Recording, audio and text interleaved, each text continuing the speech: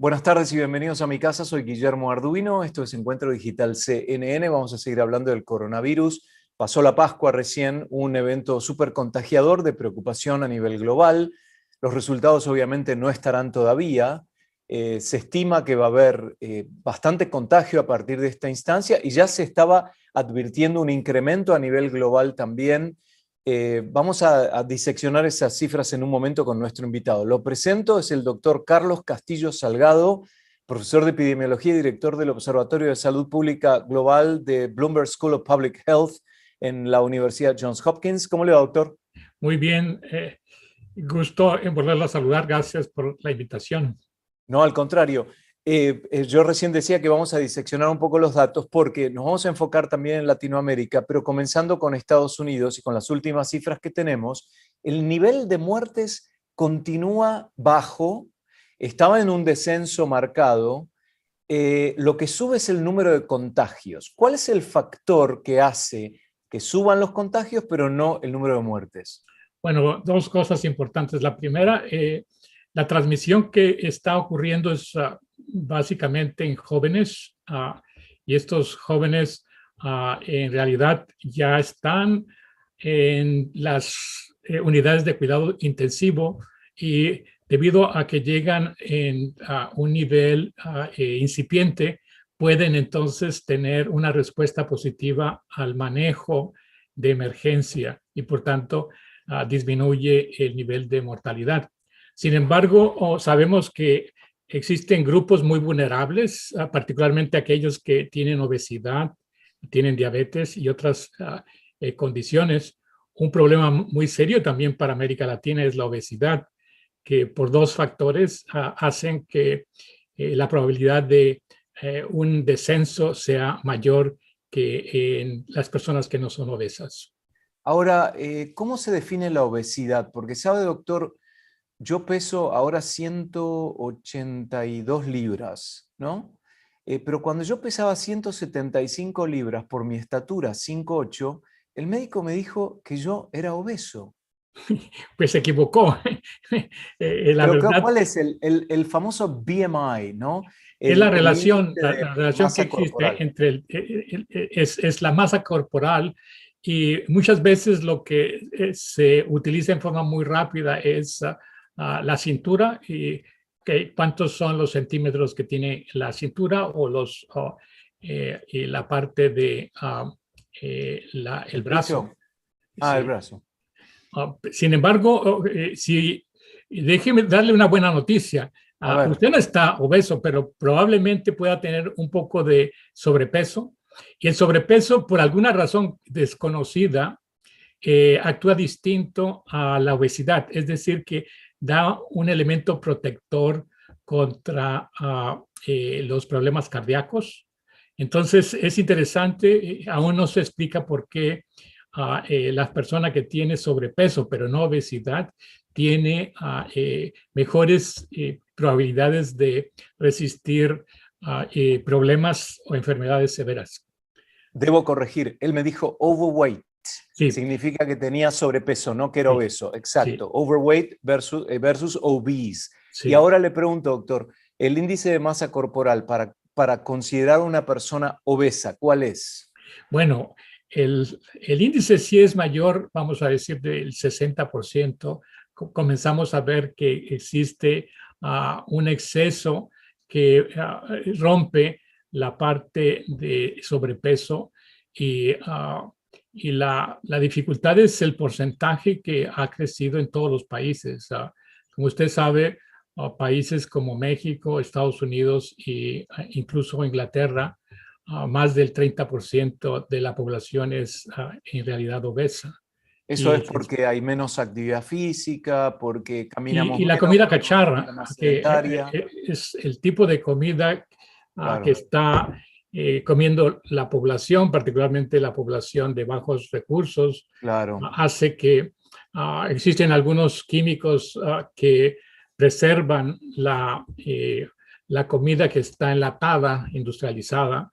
En el pasado las latas duraban quizá un año, ahora duran 3, 4 años y es Claro. debido a esos químicos que el hígado y el riñón los procesan muy mal y por tanto hace que se incremente la absorción de azúcares y grasas.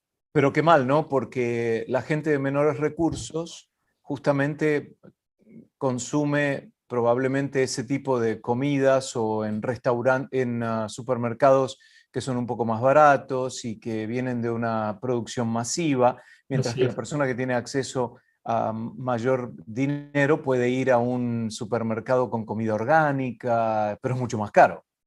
Claro, la ventaja que hay en algunas áreas de América Latina es que la gente come mucha fruta y verduras y Claro. eso es muy importante. El problema más serio es el uso de los productos industrializados, la industrialización y el uso de preservativos químicos que antes no se utilizaban. Tiene como 15 años que se han incorporado estos nuevos.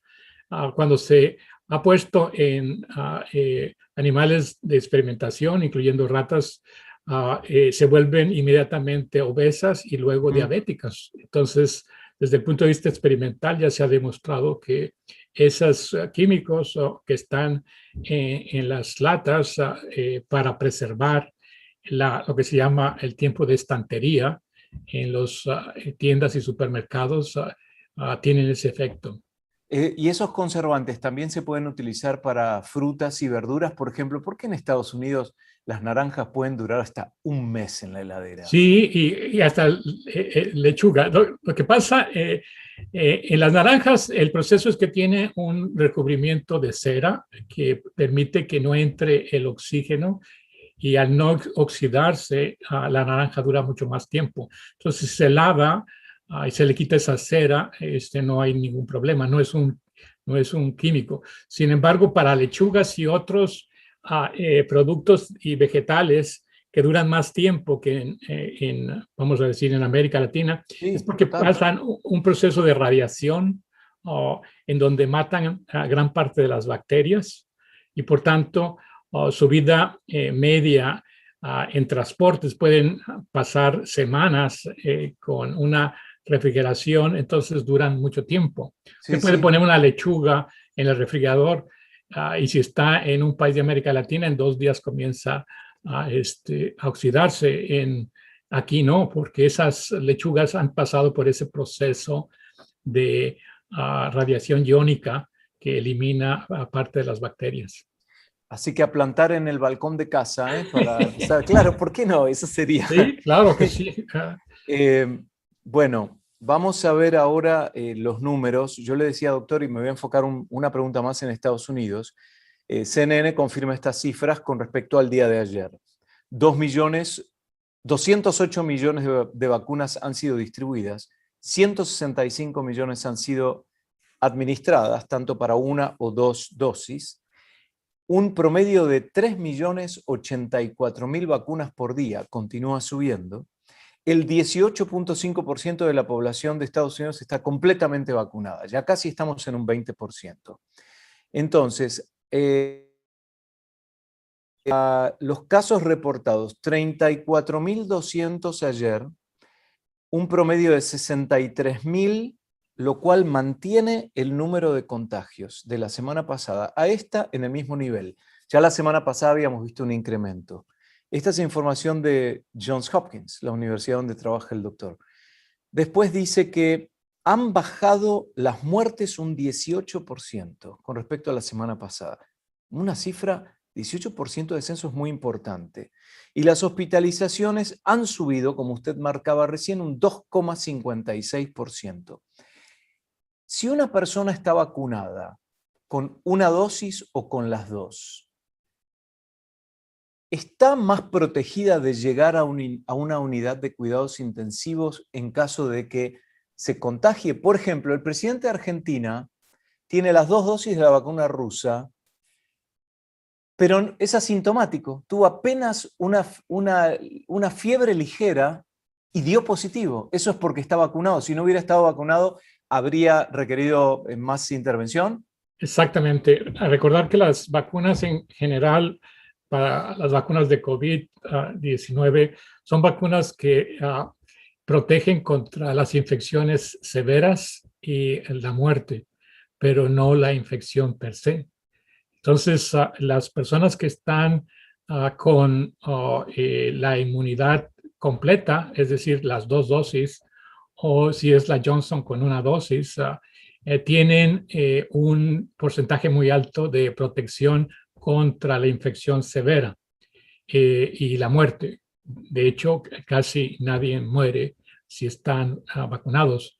Si tienen solo una vacuna, no es suficiente necesariamente, es decir, tiene una protección alta, pero no es completa. De hecho, la protección viene 2 semanas después de tener la segunda dosis. Y esto es para que el organismo asimile y comience a producir los anticuerpos. Y eso no es instantáneamente, requiere de algunos días. En el caso del presidente, exactamente, tuvo una gran protección contra la severidad de la infección. Y esto es importante ahora que hay estas nuevas cepas que pueden producir, vamos a decir, complicaciones más severas en la infección.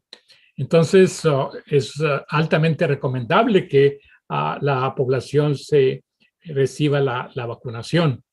Es muy lamentable que en algunos grupos, particularmente en América Latina y en Europa, hay un rechazo a la vacunación por informaciones falsas que han diseminado los antivaxxers, que ya tienen mucho tiempo tratando de que la población no reciba la vacunación, tanto de sarampión como ahora de COVID-19. Ahora en Latinoamérica, como hay un déficit, al igual que en Europa, de distribución de la vacuna, bueno, por lo menos aquellos que no quieren y que la iban a recibir, le dan paso a otros que sí realmente creen en la vacuna y tarde o temprano se van a dar cuenta de la diferencia. Exacto. Claro ejemplo es el presidente de Argentina. ¿Qué pasa si Alberto Fernández llegara a recibir el contagio de una cepa para la cual la vacuna no ha sido diseñada? ¿Es probable eso o no? Por ejemplo, esta nueva mutación doble que se observó en California, ¿no está cubierto por las vacunas? Bueno, en realidad tendrá una protección, no necesariamente, no se conoce, no podemos decir hay una total no inmunidad porque no ha habido los estudios. Entonces, por parte mía, no podría afirmar o negar.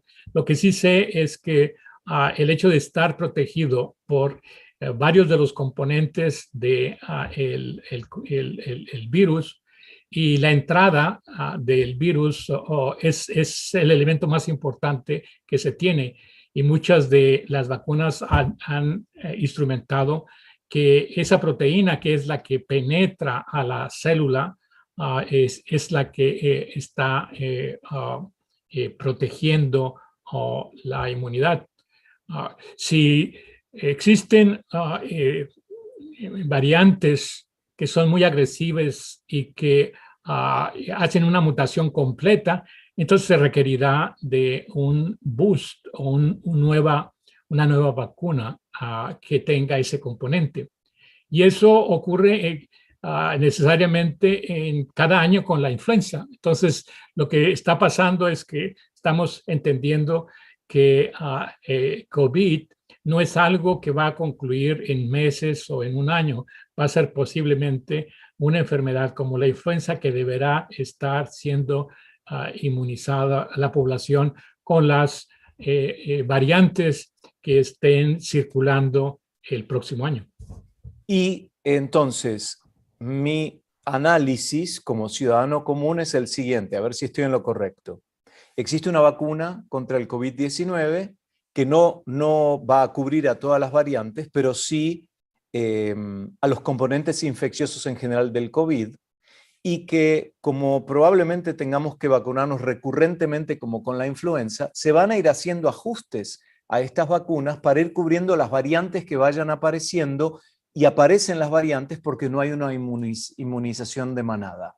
Entonces, si llegáramos a lograr una inmunización de manada y en esa carrera tiempo variantes ganamos nosotros, probablemente estemos cubiertos en el futuro, ¿no? Desde luego, eso es una buena lectura. Lo que está pasando es que si no tenemos la inmunidad de rebaño, lo que está pasando es que tanto médicos, epidemiólogos y expertos en virología están haciendo una secuenciación genética de todos los... ahora la identificación del virus no es suficiente, sino es necesario ver cuál parámetro genético está teniéndose para poder ver la fuente de ese virus. Y eso nos permite a nivel global saber si viene de Inglaterra, si viene de Arabia de Sudáfrica o de algún otro país como Brasil. Esto se va y se mantiene en los laboratorios de alta seguridad, se llaman laboratorios 4, y hay una red de apoyo coordinada por la Organización Mundial de la Salud en todo el mundo. Y entonces, en el momento que se detecta que no es el virus que se conoce, entonces inmediatamente se informa a todos los laboratorios de la presencia de esa nueva variante. Y permite, como usted sabe, ahora los laboratorios ya están probando ajustes en la vacuna para poder introducir, si es necesario, el boost con las variantes que tenemos ahora. Estoy tomando nota de todo lo que el doctor dice, porque lo que yo hago es, cuando presentamos la entrevista, hacemos una especie de resumen al principio. Entonces estoy sacando los temas más importantes, porque es muy valiosa la información que está compartiendo con nosotros el doctor. Y quiero preguntarle esto. Hoy salió una noticia confirmada por CNN que hay un doble mutante, un coronavirus doble mutante en la zona de la Bahía, al norte de California. Están investigando bien este caso. ¿Cuán importante es la palabra doble en este caso? Porque sí sabemos del virus de Gran Bretaña, el de Brasil, el de Sudáfrica, y ahora decimos doble mutante. ¿Qué significa? Claro, lo que está pasando es que está mutando en dos áreas distintas del virus. Usualmente solo una, que es la que ha adquirido información de respuesta. Acuérdese que virus y gérmenes tienen la gran capacidad de sobrevivir trayendo la memoria de los ataques que han tenido. Por eso es importante lograr la vacunación completa en un porcentaje alto de la población mundial y no solo de un país. Claro. Cuando se habla de doble, quiere decir que hay dos áreas en donde se encuentran cambios genéticos importantes en el virus. Bueno, evidentemente los estudios van a ir avanzando y se va a ir atacando todos estos aspectos como lo hemos hecho a lo largo de la pandemia. Doctor, una pregunta que me hace mucho la gente a mí para que se la transmita a los médicos, a ver si tenemos una respuesta, es, sobre todo en Latinoamérica, con la escasez de vacunas que hay en líneas generales.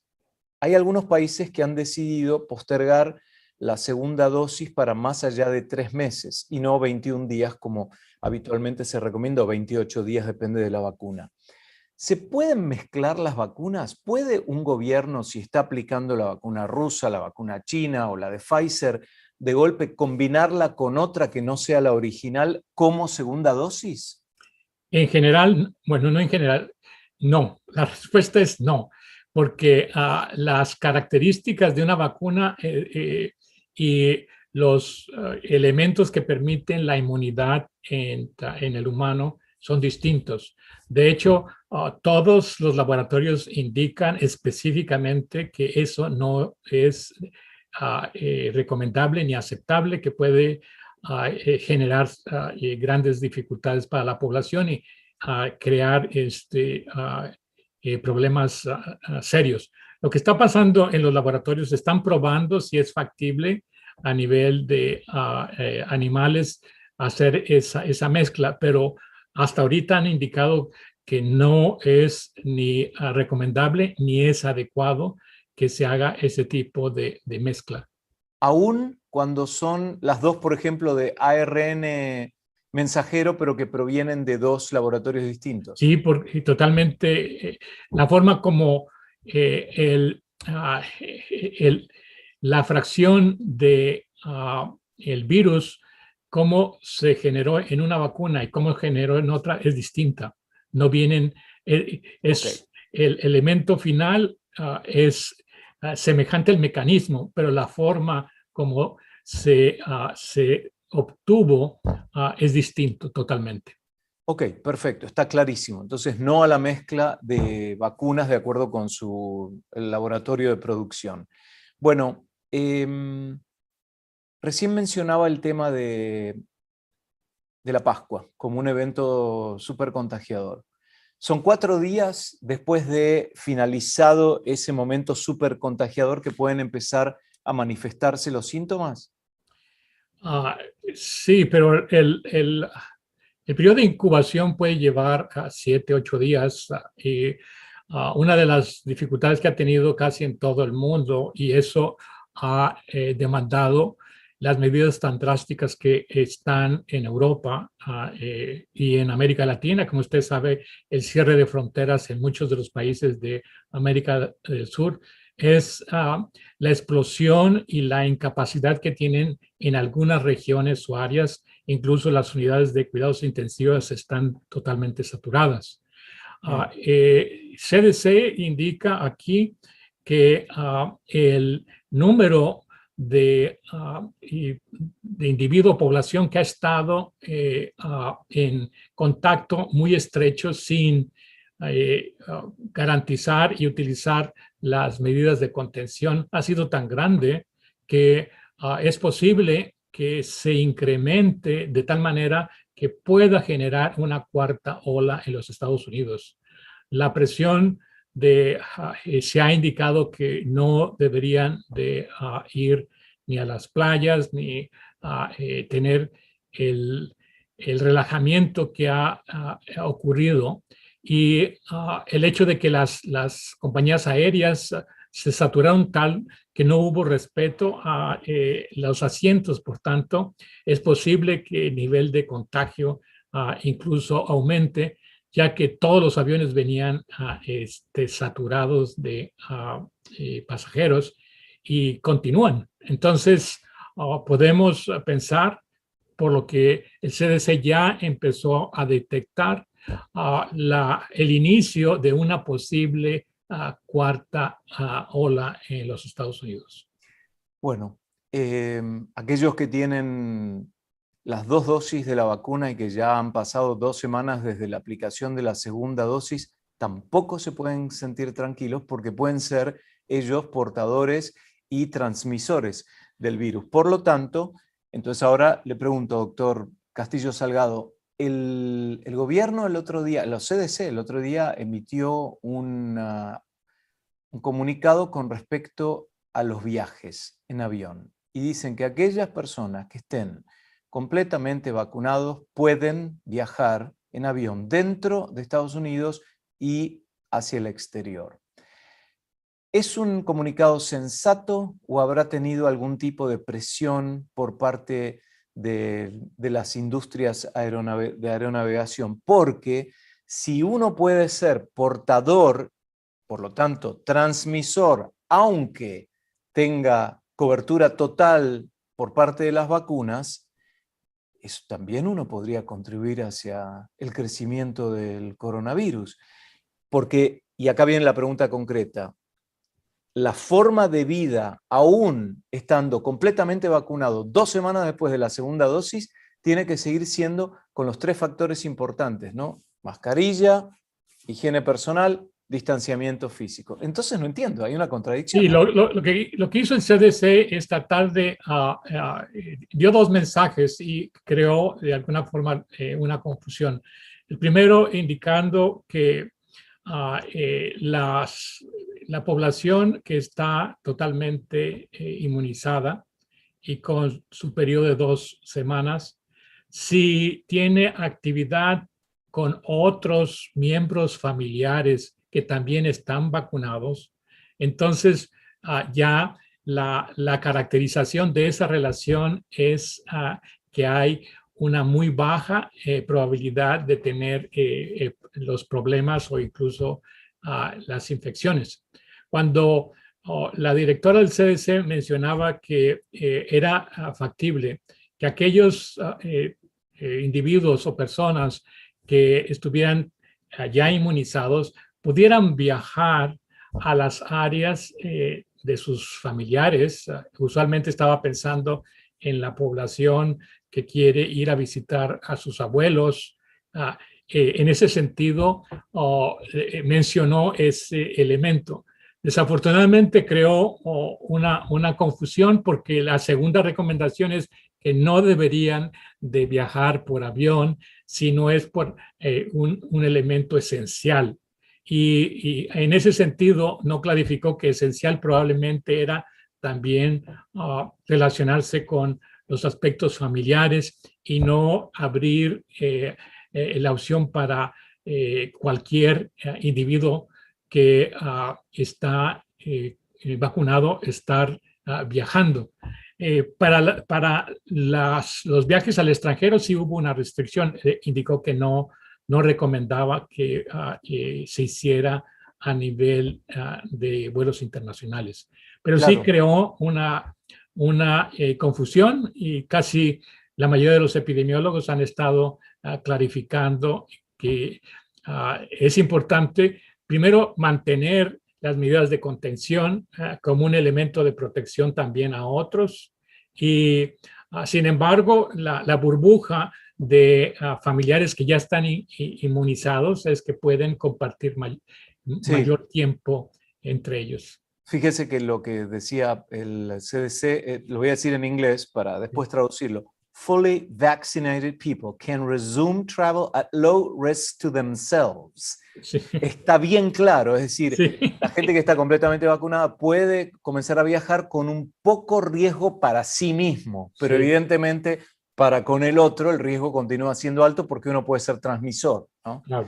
Está clarísimo. Doctor, el martes 13 de abril sería la fecha donde podemos evaluar a ciencia cierta el efecto de la Pascua, porque se cumplen los 10 días, ¿no? Sí. Okay. Es posible que vamos a poder ver el número de casos y es muy factible, como lo que estamos viendo, va a estar dirigido a población joven. La población joven, primero porque la población de ancianos o ya están inmunizados o ya murieron. Acuérdense que la mayoría de las muertes han ocurrido en asilos de ancianos en este país de una manera súper dramática. Por tanto, los grupos vulnerables son los jóvenes y ha comenzado a haber algunos niños, pero la mayoría va a ser población joven. Veremos, y otra vez lo vamos a convocar, doctor, para hablar sobre los efectos a largo plazo, ¿no? Porque a medida que pasa el tiempo es que se va averiguando cada vez más. Ahora están hablando de que la duración de la vacuna, el efecto es unos 6 meses, pero bueno, ¿por qué? Porque mirando para atrás es lo único que se puede evaluar. 6 meses, probablemente dentro de 3 meses van a decir 9, ¿no? Exacto, eso es importante que la población entienda.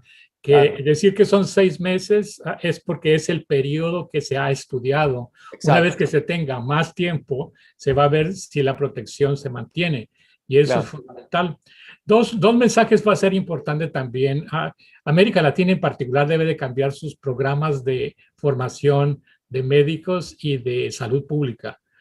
Necesitamos cambiar enérgicamente la visión de qué es lo que tenemos que enseñar en la salud pública, en la epidemiología y los nuevos sistemas de vigilancia epidemiológica. Sería muy bueno que en el futuro pudiera usted ofrecer una visión general de los nuevos sistemas de vigilancia epidemiológica y de salud pública que se están probando y utilizando a nivel global. Porque las pandemias no concluyen con COVID-19, continuarán, como yo lo he mencionado en algunas otras entrevistas. cada 4 años estamos teniendo un nuevo virus, un nuevo germen que es candidato a pandemias. Por tanto, nosotros hemos comenzado a crear sistemas innovadores de vigilancia que permitan lo que se llama alerta temprana, ver cuáles son los signos del inicio de las olas para que las autoridades puedan tener las estrategias y las políticas adecuadas de contención. Es como cuando hay un tsunami y hay una alerta temprana, Exacto. se producen una serie de eventos concatenados Exacto. para los que las autoridades toman la decisión fuera de la playa, lugares altos, y comienzan a determinados recursos a implementarse para evitar el desastre. Esa es la alerta temprana y eso en la medicina sería fundamental. Doctor, muchísimas gracias. Muy bien, es a usted. Saludos entonces. Sí, muchísimas gracias porque además lo bueno de este tipo de entrevistas es que podemos abordar preguntas salpicadas, ¿no? Que son importantes y por eso el doctor Carlos Castillo Salgado, profesor de epidemiología y director del Observatorio de Salud Pública Global de la Bloomberg School of Public Health en la Universidad Johns Hopkins, es tan valioso. Un abrazo, doctor, gracias. Lo mismo para usted. Cuídense. Y ustedes también, gracias por acompañarnos. En cualquier momento volvemos con más información. Esto es su Encuentro Digital CNN.